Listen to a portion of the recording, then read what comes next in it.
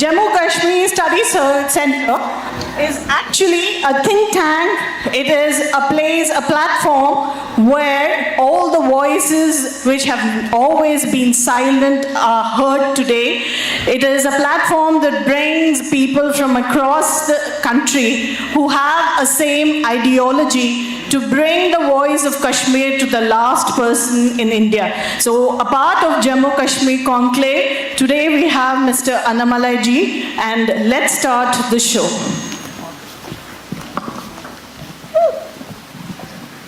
So we're celebrating Kargil, Vijay, Diwas, 25 years of the war. I'd like to know what were you doing at that time and 25 years ago, and what were your thoughts when you heard about the war? Madam, thank you so much for having me here, but more importantly,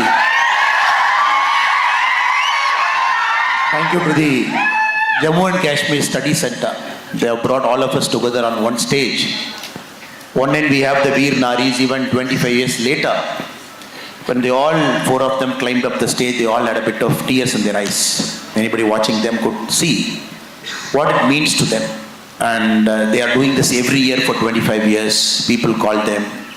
They stand before such a big gathering. And I'm sure they're not doing it for themselves, madam, that we have to understand. Every time they stand here, they're trying to inspire one or two boys among this group or one or two girls among this group, so that they painfully understand that the price of freedom is slightly very big. It is not that easy. And thank all the Veer Naris for coming here and doing this every year. And every year it's a painful reminder for them also, because the children are growing up very fast. And we had very distinguished eminent gentlemen and women here, people who do different things in life. They all have chosen to come here. But more importantly, the glue that has bound us all, the Jammu and Kashmir Study Center. I always say, ma'am, when politicians make a mistake, the common man pays, many cases the soldier pays. Jammu and Kashmir is that kind of a story. When somebody is tracking that state for the last 70 years, 75 years, what happened during the independence, pre-independence, post-independence, the phases Jammu and Kashmir went through, the rise of militancy, and our brave soldiers fighting a fight for us every single day there in the border. Because more than any other profession, it is the soldier. He never knows where the next bullet is going to come. And most of us with a certain probability can say we might not die for a certain time. But for a soldier, there is no probability, because it's a second, it is always there. The war is always looming. And you have two powerful neighbors, Pakistan and China, on two sides of India. And any time you're getting ready for a two-pronged attack. So the younger generation, especially such a big hall, thousands of children just graduating. For them, it is very important that what is happening today in CMR, this institution, it is very important to them. Because this is the kind of moments I still remember when I was their age. Madam Kiran Bedi was in my college. And it was a similar event where she was speaking. I still vividly remember what she spoke and the kind of inspiration all of us got. I'm very sure the students here, with all the eminent speakers who spoke and the Veer Naris who are physically present, they get inspired today, because they will really believe there is something beyond their personal ego. When they graduate from CMR, they look forward to a grand stage where their talents are put to better use. Of course, making money is one, serving the society is another, and writing up a lot of historical wrongs is one. I'm sure this is that kind of an event, madam. For me, if you ask me where exactly I was in 99, May, June, July, that is the time I was in my 9th class, like my age group, somebody else here. But this is a war, unlike many wars. The first time you saw it live. The Kargil war is very famous for the reason you saw it live. And every day the TV carried what is happening. And previous wars, you just read in a newspaper story. And probably it might come 1 day later, or 2 days later, or 3 days later. Peak of satellite channels. And you clearly know what is happening. And any martyred soldier coming back, the whole nation standing up, respecting them. So I don't think India before 1999 had a real-time version of what a war is. And we also got to understand during the 3 months, looking at television, looking at papers, the kind of price we as a nation are paying. Because you just had a Pokhran, then straight away Vijay, Diwas, 2 turbulent years. And more importantly, this is a war which you always felt, this war was thrust on us. Because this is a war where the enemy cunningly entered our territory, took all the vantage positions. Unlike a war where both of us fight on equal terms, this is a war we knew that any soldier at the first point of time is getting into that war zone. The enemy has got a vantage point. We are there just to sacrifice our lives. It is that kind of war. And fighting through that war and neutralizing the enemy, getting that vantage position back, and every single inch we gained. Unlike some of the previous wars where we were by different powers. 1948, the United Nations intervened. 1961-62, the global powers intervened. But this is a war our soldiers made sure every single inch of soil was got back to our country. And that is why this war is very special to all of us. Because one, you saw it live, you know the kind of sacrifice the army soldiers they are paying, and more importantly, I believe the respect for the army went up multiple notches. I always believe a country which doesn't respect its soldiers, that country is inevitably doomed to fail. And when I came in, people are cheering loudly, happily.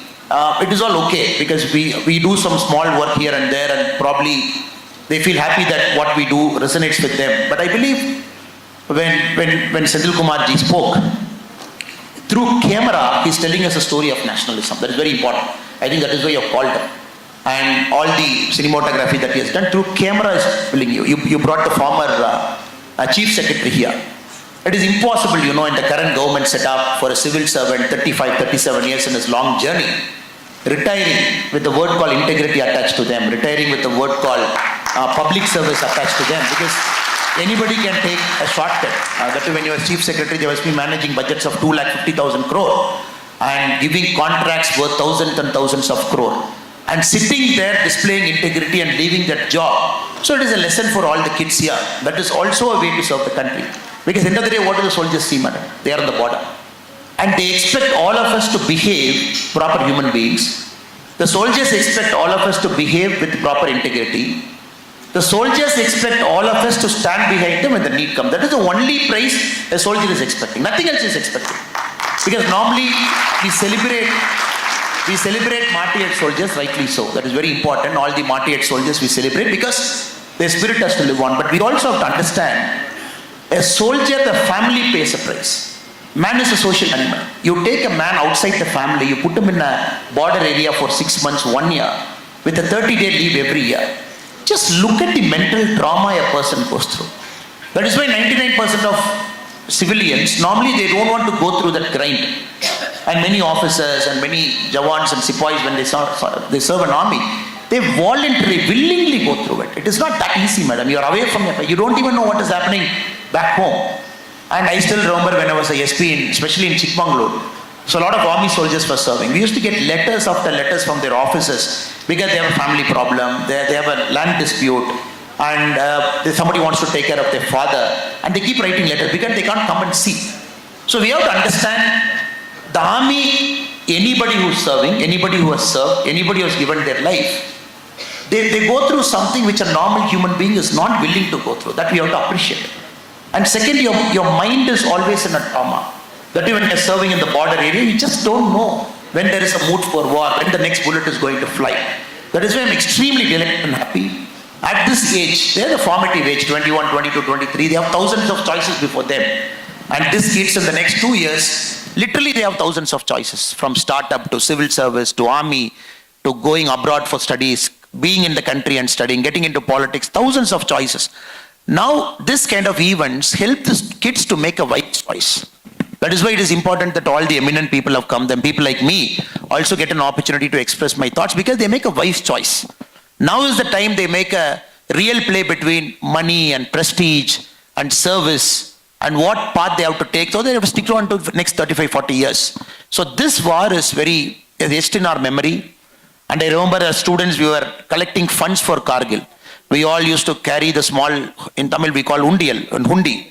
I remember as a school student that we all stood in the street, went from shop to shop, collected that money. Then from the school we mobilized all that money, gave it to the collector. The collector was kind enough to come, collected that money. The memory that stands. But more importantly, the pride and respect for a person in uniform. Maybe that could also be a motivation for me also get into a different uniform service. But unlike them, their sacrifice is so high. So that is why today is a day we bow down to them, we pay our respects to them, especially to the Nari Shaktis after 25 years. Till every time you bring them, the tears come out, the children have grown, and somebody who just got married, husband into war, somebody, child was small, now the child is growing up without a father. So I bow down my head to all of them. I hope and pray the students who have come here, and this 3 or 4 hours, whatever has happened now, you take it to your heart, capture it somewhere and store it in your heart. Every day this will not happen, madam. Tomorrow this is not going to happen. Next week not going to happen. So you got to find a way to bottle this emotion in your heart. Just keep it. And every time you have a bad day, just remember, there is somebody in the border who's having a worse day than you. And every time you believe life is not fair to you, just remember, there is somebody standing in the border for whom the life is also not fair. Because many a time they eat chocolates at minus 40 degrees Celsius. You do a helicopter drop. Even for a tea, they have to take up ice and just brew that tea and drink it. And like you and me, they can't even afford a proper meal. People who are serving in the high altitude area. So just bottle that emotion up. This spirit, the moment that all of our hairs are etched up, when we all standing up, we all felt a genuine sense of pride, patriotism. If you can bottle it up and every day keep remembering, this is what my country is. There is somebody out there who's sacrificing for me to live a good life. Then we become better individuals. I remember Abdul Kalam ji in European Union Parliament, he said, when a person at the individual family level is good, the family becomes better. Then the peace and harmony starts coming to the society. When the society becomes better, the country starts becoming better and better. Then you get a global world. So everything, the beginning is an individual.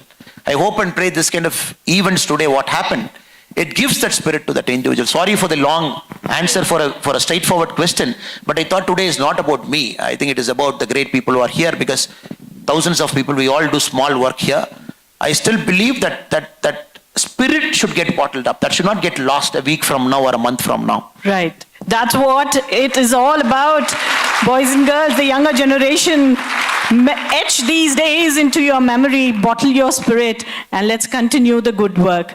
So one more thing I would like to know is, how has the geopolitical situation changed after the abrogation of Article 370 and, making Jammu Kashmir a free state now? But I will not use this stage to talk politics, and in the sense, a traditional sense of politics. I'm making an accusation about somebody, and somebody making an accusation about the other party. I will not get into that, but I will take this opportunity to talk history. Because it's very important, people sitting here should understand what history is. And especially with respect to Jammu and Kashmir, what actually happened, and what has happened over multiple years, and what specially happened when Article 370 got abrogated.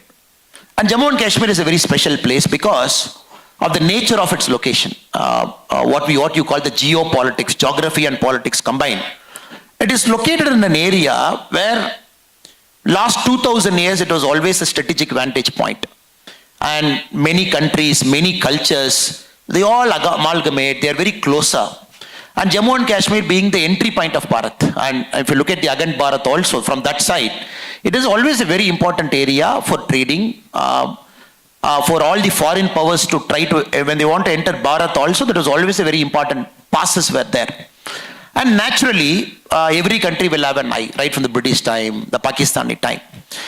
So we have to understand, we all know the history post-independence. 1947, August, we got independence. There were some princely states who are not willing to join, because some states were ruled by kings, some princely states by nawabs, and somebody wanted to take that extra bit of time to understand where they really wanted to go, because this partition itself was something that is forced on our countries. India and Pakistan had something forced on you that, look, this is the line, beyond this line there is India, beyond this line there is Pakistan. In that context, we have to understand Jammu and Kashmir.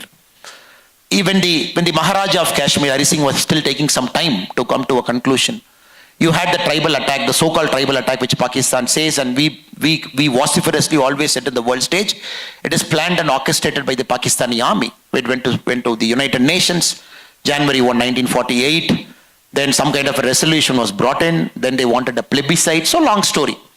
Then you had a government there which clearly felt that India should have two flags. Rest of India will have one flag. India will have two flags, meaning Jammu and Kashmir will have one flag. India will have two constitutions. The rest of the country will have a separate constitution. Jammu and Kashmir will have parts of constitution, Article 370 and Article 1. Only two parts that is applicable in Jammu and Kashmir. When India will have a prime minister, Jammu and Kashmir will also have a prime minister, which you call the chief minister as a prime minister. So this was there for a long time. Then you have parties like Praja Parishad Party, which wanted to have national flag in Jammu and Kashmir, the tricolor flag as the flag.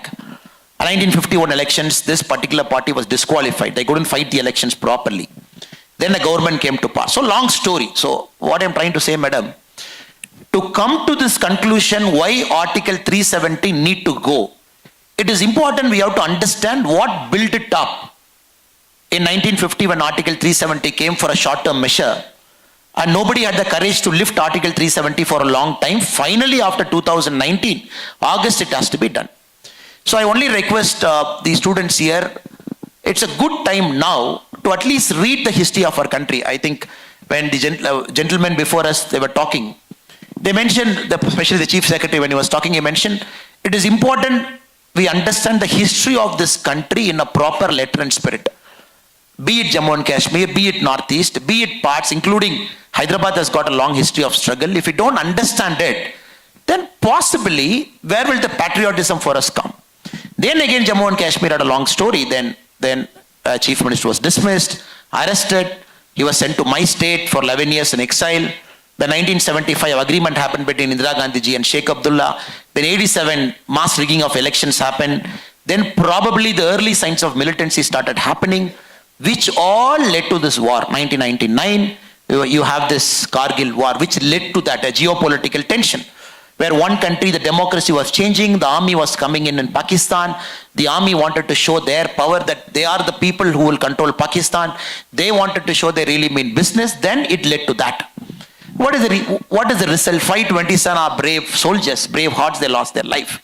A lot of geopolitical confusion, not adhering to a spirit, making sure the spirit of Jammu and Kashmir was killed at a particular point of time, because you had two constitutions, two prime ministers, two flags, which in a civilized democratic country cannot coexist, and the absence of democracy, rigging of elections, banning of political parties, so everything led one after the other. Then you had the mass exodus. Kashmir Pandits, they left.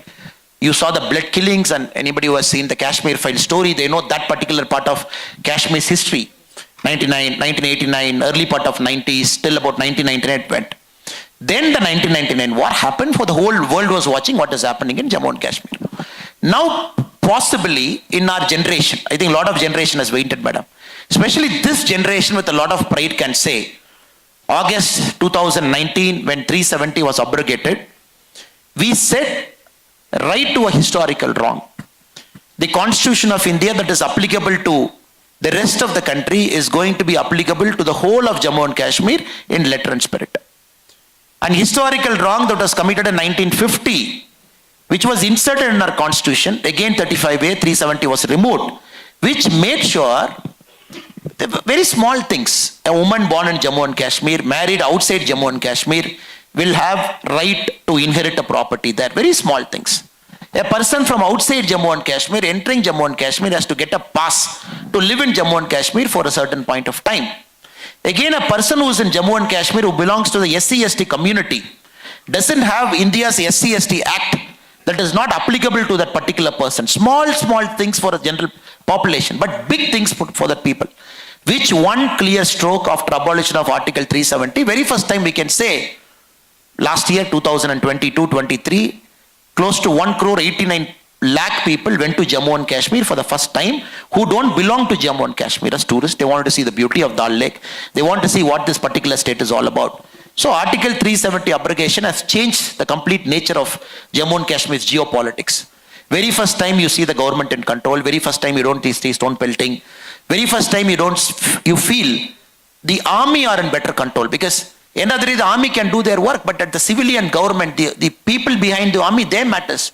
You can't send our people in uniform to the harm's way, and you cannot expect them to be cannon fodder. As politicians are the powers to be in our country, you can't expect army to be the last resort as cannon fodder, going there, saving every time and coming. Now we can say, probably with a lot of certainty, 2019 August onwards, Jammu and Kashmir is entirely different. The geopolitics has changed. Very first time we sitting here can safely say, my uniformed men is not put in harm's way unnecessarily. Because as a country, they cannot pay for your sins. You cannot have thousands of troops there mobilized on the borders. They cannot pay for the sins of politicians here. They cannot pay for the sins of politicians' personal friendships in Kashmir in 1950 or 60s or 70s. Two different families in India having a particular friendship, and they cannot pay for their sins. So that is why it has changed the status quo, what was there for a long time. Possibly the elections that is going to happen now in Kashmir and Jammu and Ladakh, that will usher in a free democracy where people will freely elect their own representatives. Once democracy comes in, then I think everything will be settled. We are also seeing the historically high number of investments going in, companies getting started, employments coming up in a big way. I'm sure at least this generation, when they grow up, Jammu and Kashmir should be their number one choice of a tourist destination within our country. Instead of looking at Switzerland, looking at spending money there. Since 1 crore 89 lakh people have chosen to go to Kashmir in 1 year, I'm sure when these kids grow up, when they have families, with their children, and they look at Jammu and Kashmir as a paradise on earth, truly it's a paradise on earth, anybody who has gone to J&K will vouch for it. And they will know the blood that all the soldiers and their families have paid for us over this many, many years should be worth it. I am sure we should make it happen. All of us have a role, madam. People like you, people like me, people sitting here. We all have a role to make it happen, which I am very sure will happen. Thank you, madam. Thank you so much, sir. Let's visit Kashmir in the coming years and see paradise on earth. Right. Another thing I would like to know is the younger generation today don't understand what is POJK, what is China occupied Tibet and all of that. What is the current scenario, sir, of the situation there right now? Can we have an Akhand Bharat?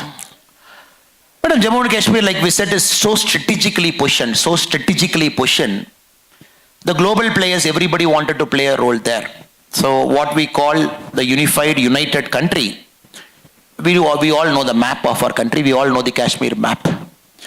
But many a times it pains to see us when a truncated part of Kashmir is put in a public display. Many a times the Google also makes a mistake. You see a truncated version. You see, then they use two words called line of control, line of actual control, LOC, LAC. Then there is a word called POK, POK, occupied Kashmir.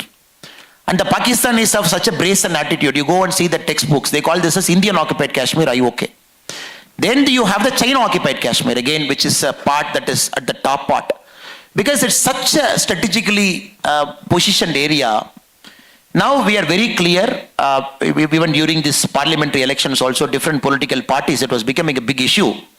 When will our country will see a unified whole Kashmir? When will it happen? And we believe, even if you see, madam, the current parliament, the law that is passed for the elections to be conducted in Jammu, Kashmir and Ladakh, we are very clear it has to be unified elections. We can only conduct elections as per the current scenario. But the government of India has clearly marked out the representatives from all parts of Kashmir. Though at this point of time it could be a Pakistan occupied Kashmir.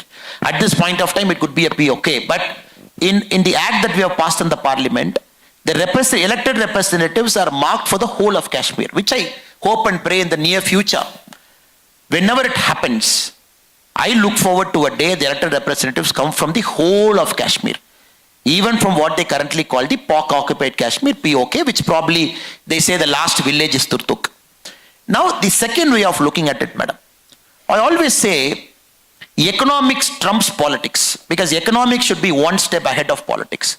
Because India is not a country that takes things lying down now. Because we are a fast growing country, $5.1 trillion we are hitting now.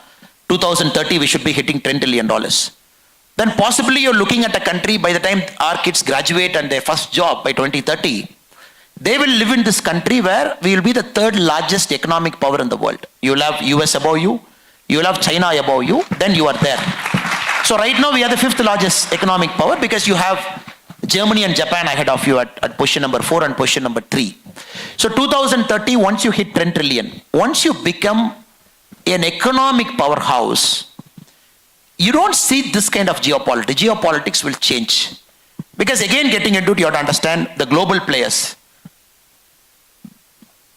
China is a global player at this point of time. The Americans are a global player at this point of time.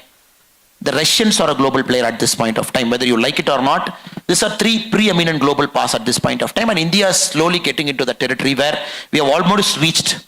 Once economically we become strong, we become the third largest economy in the world, then India is also a global player.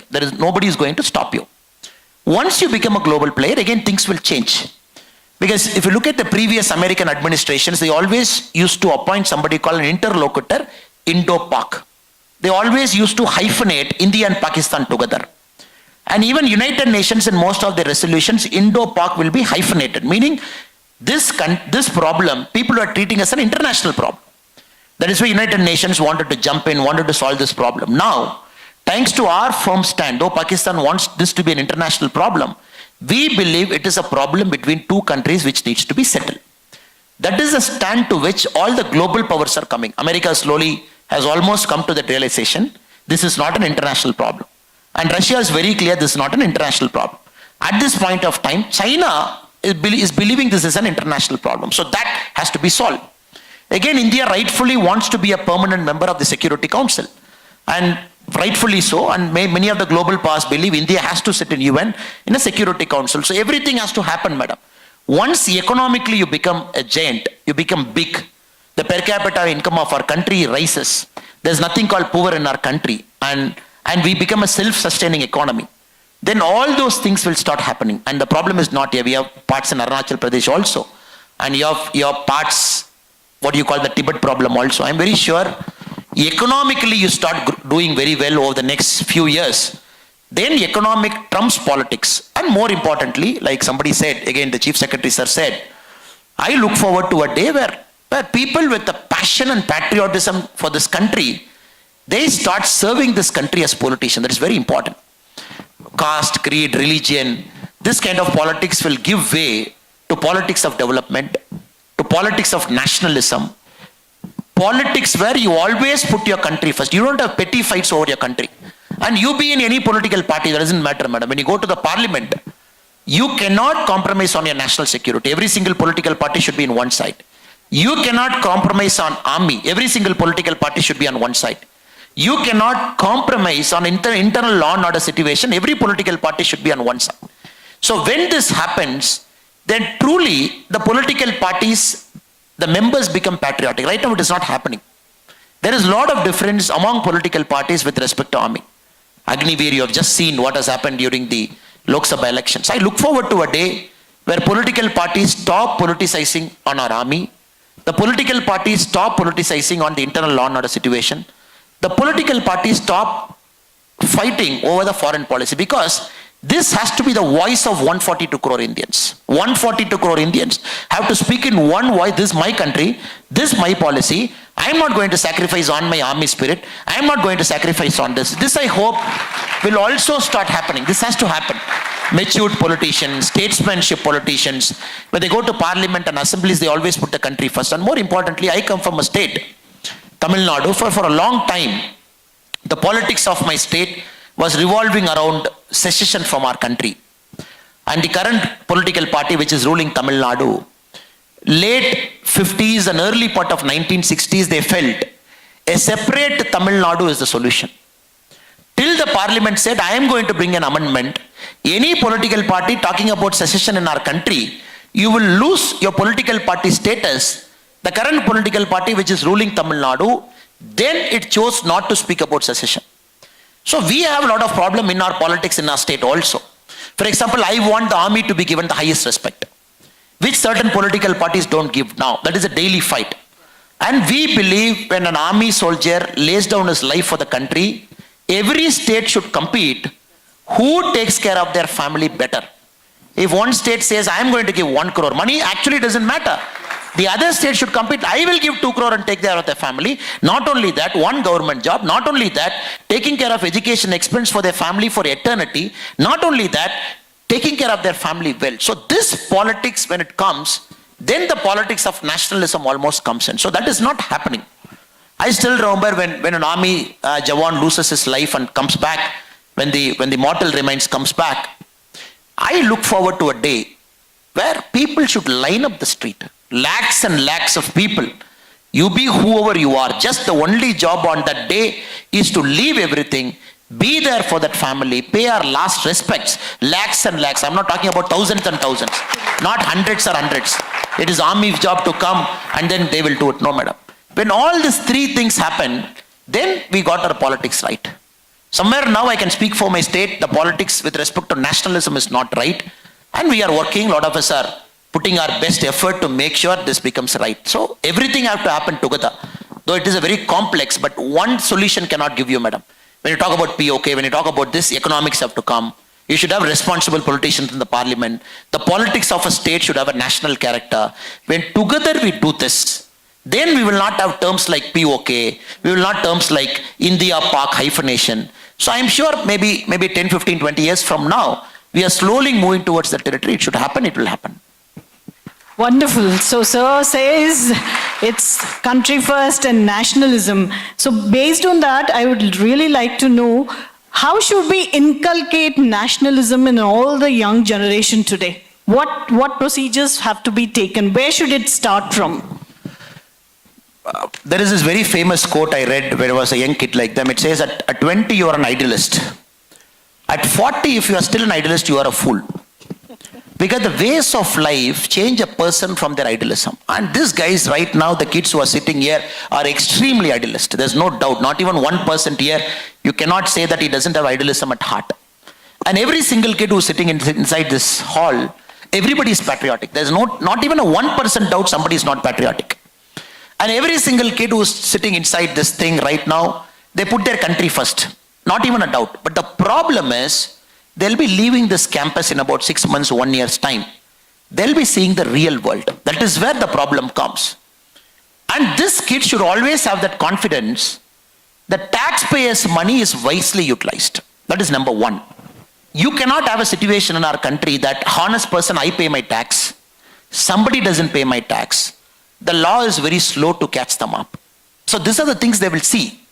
The first day the auditors will come. Somebody will be big in their life 10 years from now. The auditors will come and say, can I talk about tax exemption? And moment we are earning okay, we can take care of our family, we can take care of our kids' education. I don't think what is tax exemption. You are paying it for the country. And the country needs to put roads and country needs to pay for the armed forces, take care of them. Even if you're a 100 crore guy, you're earning so much, the auditor will earn a money from you but just by talking about tax exemption. A country shouldn't talk about tax exemption once you are reasonably okay. Once you're able to take care of your family. I think they'll be seeing that. And after a point of time, they'll be seeing corruption in their lives. Then the question they'll be asking is, I am giving so much to my country. Is my country giving back anything to me? Moment that questions come, we are in a dangerous territory. I am giving so much to my country. So all of us, we pay a sacrifice, madam. It is not that every single person, they give something to that country. At a point of time, inflection point, somehow you think the country is not treating you well. As a citizen, you are not getting the services. As a citizen, you are not getting a police that is ramrod straight. As a citizen, your public transport is not good. As a citizen, when rain comes, you see water in the road. You just have to walk. As a citizen, you feel thousands and thousands of crores stashed away somewhere. That is the time, probably mid-20s or early 30s, when they ask this question to themselves, is my country treating me fairly? And that is the time this kind of moral dilemma comes. I hope and pray the kids who are here will always ask this question. I will never ask what the country is going to give to me. I will always ask what am I going to give to this country? Because you cannot have this question ulta. Because you ask this question reverse. Because the country will always have some bad individuals. And nowadays in TV, the bad individuals get shown more than good individuals. No TV camera has got time to visit all the 4 Naris sitting here and do a follow-up story. After 25 years, how is their family? I don't see any TV channel doing it. That is a story for me. That is a positive story for me. Going and talking to those mothers, doing a story now, asking, how are your children doing? Are they okay? Do you have any problem still? Do you think the government has to do more for you? Everything is great. Everything is okay. So that story will not come. You switch on the TV from morning till night, it is all bad news, more bad news, and amplified bad news, fake news. And that somebody fighting here, this politician said something about them, the other person will respond. So this kind of stories will never make a great nation. The current stories that is shown in our Indian television from morning till night, this is not going to build a great nation because you show a handful of bad guys. 99.99% of this country is made up of good people. Honest taxi drivers. Even a Uber, Swiggy guy who honestly earns money by traveling in this and giving my food. A honest watchman who stands outside CMR and does his duty for 12,000 rupees. I'm talking of honest people. But somehow in the visuals, this honest people don't come into my eyesight. So that is a problem our kids will go through. 28 and upper 30s. They will see this bad news getting amplified. So even that time, they should ask the question to themselves, I don't care what the country is giving to me. What am I giving to this country? So because this country has made sure it has withstood so many things over 20,000 years. It has seen so much invasions. It has seen our wealth getting plundered. But every time this country has risen up, because there was always a guy who stood up and said, what more can I give to my country? Since somebody said that, every time you bounce back, the next generation is having the fruits of their labor. I hope and pray they continue to be idealistic. If people call them fools for being an idealist, absolutely okay with it, no problem. Let them be fools for being called an idealist. By not paying corruption, if they want to suffer in life, let them suffer. By not paying a bribe money, if the traffic constable is making them to wait for 3 hours, let them wait, because that's how the country changes. And every time you take a shortcut, the traffic guy will always say, you pay 300, immediately I'll leave you. You pay 100, you have to go to the court to pay the challan. How many times people get this question? That is your first test of Satya Sodhanai. That is your first test. The moment you pass the test, nobody can take this country back. The first test is, do you want to pay 300 instantly, or do you want to pay 100 rupees in court? Knowing fully well, our citizens should say, okay, I will pay 100. Sorry, I made a mistake. I didn't see the no parking. I didn't see left turn. I didn't see this. Then they go to a court, wait in the court. Their name will get called at 2:30. Then the challan goes there. 1 full day gone. Their earning capacity of 1 full day, 1,800 rupees or 2,000, paid holiday, whatever they have taken. If they are willing to go through that sacrifice, the next traffic constable will know, oh, they have become fools in our country. They have become idealists in our country. Nobody wants to pay 300 instantly. Everybody wants to pay 100 in court. This country will change. So I hope and pray, in the next 10 years, the kids here will go through multiple things. Will go through thousands of things in their life. And they have to pass through every test, madam. That is important. They have to pass through every test. It starts today. After this lecture, after this event, after seeing the Nari sitting here, if they've taken one resolution to say, I've taken some shortcut from tomorrow morning, I'm not going to do that. One resolution. If the kids are taking one resolution after leaving at 6 o'clock, whenever this is ending, I will not take a shortcut because my country suffers in the long term. Because the shortcuts you take, the repercussion will always have in the long term. If they do it, I then see the the country will discussion degrade. already happening among the young generation. Have you taken a resolution today? Yes? No? Sir, how can we make more Annamalais like you? Yes. Madam, we are normal human beings, frankly to be told, and we all make our share of mistakes. And we all have, I'm not giving you a very humble answer, I'm giving you a straightforward answer, madam. If somebody has asked me at the age of 21, as a police officer, I've gone to Siachen for training, the lower Siachen, to see the suffering they go through. We have a 15 days army attachment. And if somebody has told me at 21, probably I come from a small village, exposure to army is very less. Nobody told me about a short service commission, which on my own I learned after 25. If somebody has shown me the trailer of everything this is happening, will you join the army? I don't think I would have got the courage at 21 to do that. I'm being very frank and honest. So many a time we got to appreciate and understand who are our heroes. I am a visible person. I come on TV, I debate, I discuss, I talk so many things, so I come on TV more. But there are thousands of people better than me who don't get a TV space or a media space or a paper space. Now, my I'm not being very humble, ma'am. I'm being very straight and very forthright. My only request to all my young friends is, and your heroes are all around us. Somehow, we just pass through them. I remember, in my book I've written, when I was when police constables used to work for me, in Bangalore, I asked a guy, one day in the roll call, he came late, about 10 minutes. I asked him, why did you come late? Roll call generally happens at 7:30 in the morning in police station. All the police constables come at 7:30. He said, my house is 2 hours away, so I came late 10 minutes. I'm sorry, sir. That put something in my head. I asked him, why is his house 2 hours away? As an officer, my house is 3 minutes away. Meaning for 7:30 roll call, I come at 7:25. I'm there at 7:30. But my constable who's serving me and serving the society, his house is 2 hours away. This led to a lot of churning. I started asking all of my constables, why you are living far? Then one guy said, no sir, I don't have police quarters. Then I have to take a house on rent. For the kind of salary I get 30,000 rupees, I can't take a house of 12,000 rupees, 14,000 rupees rent. I literally go outside Bangalore to a neighboring district. There I get a house for 8,000. I have decided that 4,000 extra should go into for my kids' education. So 2 hours in the morning, 2 hours going back in the evening, that 4 hours is worth, because that extra 4,000 has to go to my kids' education. I've written the book about the constable name also. Now we have to understand, this guy who could have taken 10,000 rupee bribe, that in a city like Bangalore it is very easy. But this guy chose not to take it.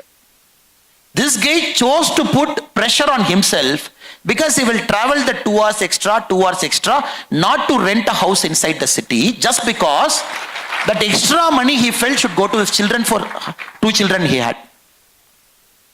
This is a hero for me because he does 10 times more than what I do. I have my paraphernalia, cars and 10 constables to salute and government to listen to you. But this guy, nobody listens. Unless in a roll call like this, you just hear a part of his story. So, but this guy we pass every day, madam. Every day we pass. He'll be standing in some hot sun wearing a cat hat. He'll be standing there with a varicose vein in his leg. A traffic constable does his duty for more than 10 hours. For more than 2 years, the chances of you getting a varicose vein is very high. So you see him, but you will not see the varicose vein because he's wearing a pant. So probably you might have a government service, a nurse who does her work so well, so professionally, but we chose to ignore her. Or a government public transport driver. So what I am trying to say, madam, it is time that the society reorients the concept of heroes. Now who is the hero? The Instagram number 1 in the world, 370 million followers, Cristiano Ronaldo, Virat Kohli, multiple million followers. Of course, they give happiness, they give a lot of joy, they give a lot of pleasure to us, no doubt. In a mad and chaotic world, I want to see Virat Kohli's batting, it gives me a lot of happiness. Or I want to see Cristiano Ronaldo's football, fantastic. But that should not mean the society consciously ignores the other heroes. Every time I remember in Western countries, especially in US, I've seen, when an army man walks, most often than not, I have seen 9 out of 10 times the public gives a respect to him. Yes. 9 out of 10 times. I look forward to that happening in our country also. 9 out of 10 times. Thank you. You don't even know that guy, you don't even know who is, but he's wearing a uniform for my country. I will stop and say, how are you, sir?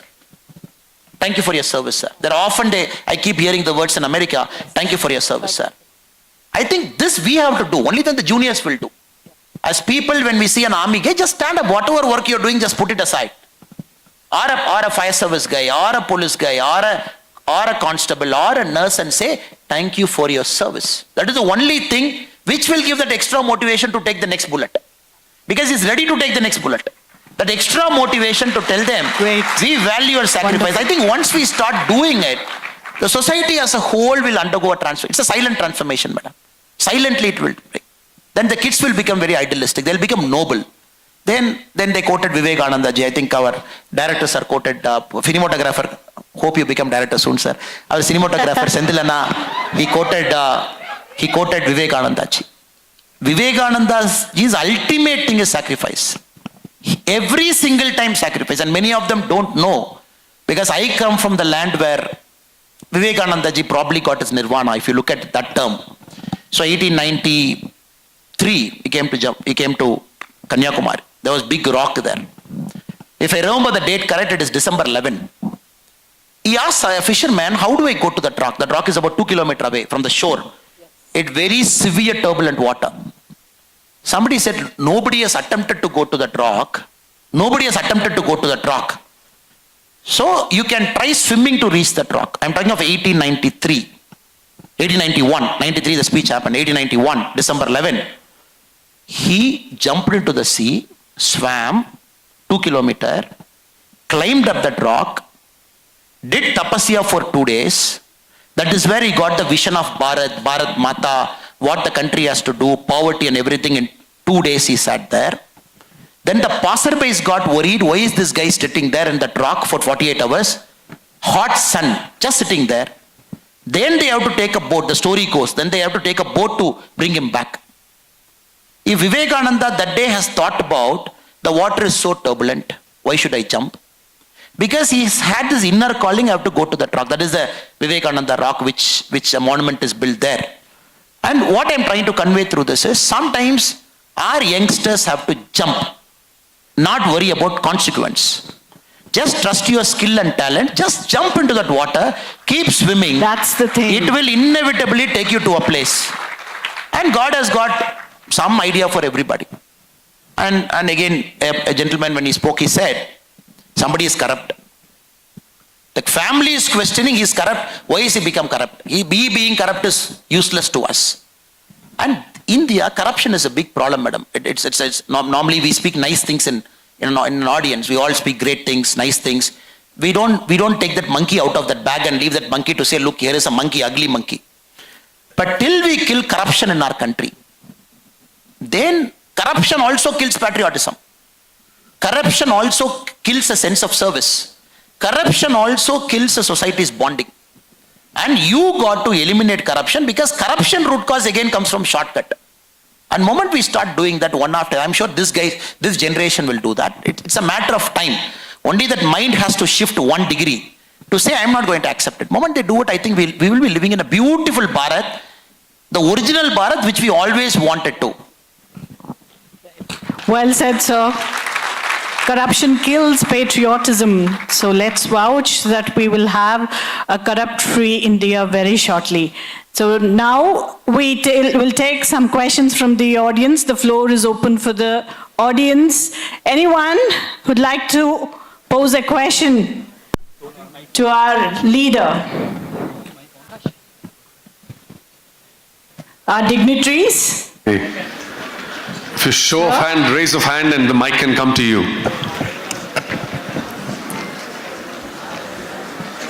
Right, please stand up with the hand up so that we can get you the mic. There we go. Right, one on the back bench, the one in green, one here. Yes, please, go ahead.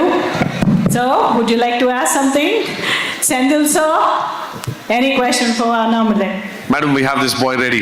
Yes. Oh, right. So something for our audience in Telugu?